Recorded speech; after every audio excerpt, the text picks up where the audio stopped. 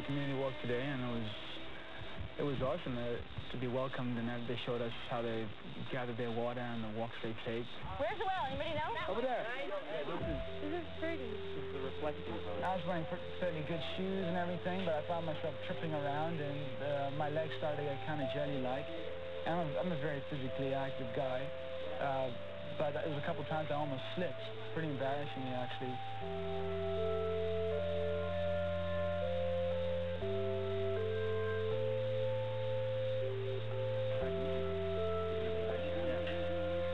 You want to hold it? Sure.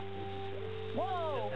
How do they carry that on their head? It really made me appreciate my water. Like, people just need, you know, the water wide on. It could be a struggle every day. Normally you see women with like 2 stacks right above their head, and they're just balancing them. My head isn't shaped right. Maybe I don't have good balance. It's impossible to imagine us doing that 5 times a day, so it was humbling. It's okay, it's okay. I got it. And then the boys would come past barefoot, and they just mowed up past, like, really easily, not even looking down. Yeah, this is my little buddy, Lukesh. This is my navigator, my manager. He's a pretty cool guy. And at one point, he grabbed the water bucket from Monroe, and he was just going off. The kids were walking with us, and they were just, like, running like with no shoes on, like, on these rocks, and it was just, like, it was absolutely amazing to see that.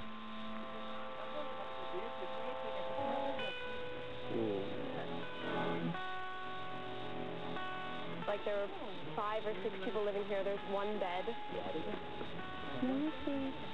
And all the rest of them sleep on the floor, and the floor is made of cow dung and dirt, to this day. Dirt, yeah.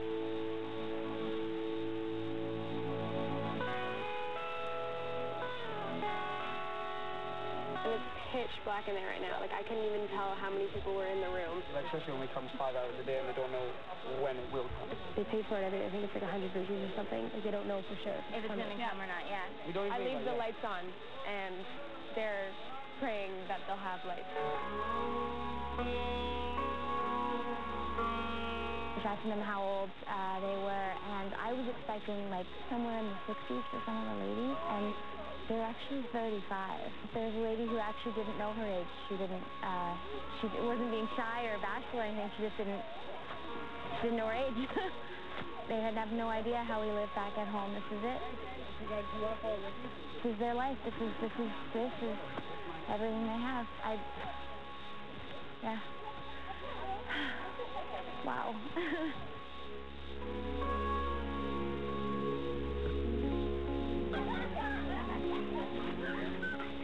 Go to class, go.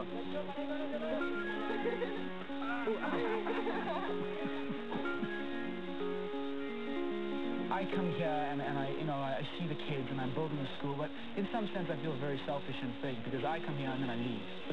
There's some level of snootiness that I feel subconscious about. But then there's the other thing is you're building the school and you're leaving that behind, and that will always be there.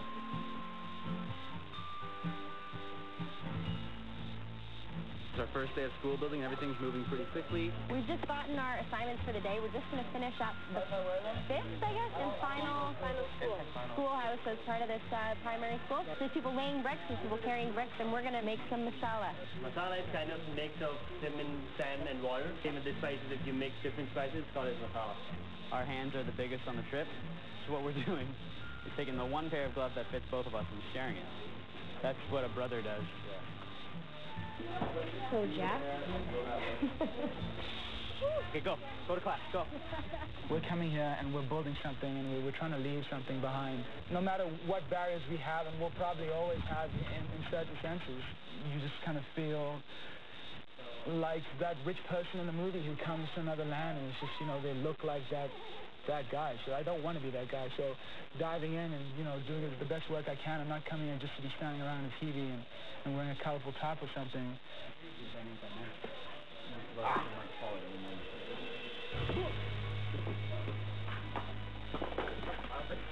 Don't tell Samantha. Whole wall. Monroe, like, his face, like, wall fell down. Monroe did it first. I did that before, but not today. But then Raymond, of course, had to one-up Monroe and knocked the wall down. Maybe it's not even my fault. It's not. Maybe it's probably you. Okay, you're right. It is my fault, Raymond. Thank you for correcting my mistake. It's a good thing I actually came through, because then there would have been a school with a shoddy wall on it. Nobody wants that. I don't accept your apology. It's actually my fault. Like, I shouldn't have smashed the wall so hard. It was just too perfect. They had to take it down.